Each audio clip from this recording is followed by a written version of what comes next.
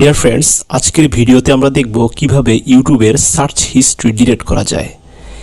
যদি ভিডিওটি ভালো লেগে থাকে তাহলে অবশ্যই আমাদের চ্যানেলটি সাবস্ক্রাইব করবেন। তো প্রথমে আমরা চ্যানেলের প্রোফাইল আইকনে ক্লিক করব। সেখান থেকে আমরা সেটিংসে ক্লিক করব। সেটিংস থেকে একটু নিচে গিয়ে আমরা view or change your account setting এখানে ক্লিক করব। ওকে, আমরা এখান থেকে দেখতে পাচ্ছেন প্রাইভেসি অ্যান্ড পার্সোনালাইজেশন, এখানে ক্লিক করব। ওকে, আমাদের একটু নিচের দিকে আসলে দেখা যাচ্ছে YouTube watch and search history. আমরা এখান থেকে আমাদের ইউটিউব সার্চ হিস্ট্রি ডিলিট করতে পারবো, তাই এখানে ক্লিক করছি।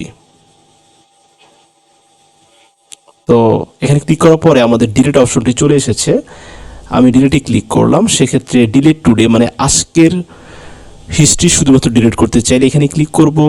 ডিলিট কাস্টম রেঞ্জ অথবা নির্দিষ্ট কয়েকদিনের সার্চ হিস্ট্রি ডিলিট করার জন্য আমরা ডিলিট কাস্টম রেঞ্জে ক্লিক করতে পারি, অথবা ডিলিট অল টাইম, যেটা আমি এখন করব। আমি চাচ্ছি আমার ইউটিউবের সকল সার্চ হিস্ট্রি ডিলিট করার জন্য, তাই আমি ডিলিট অল টাইমে ক্লিক করছি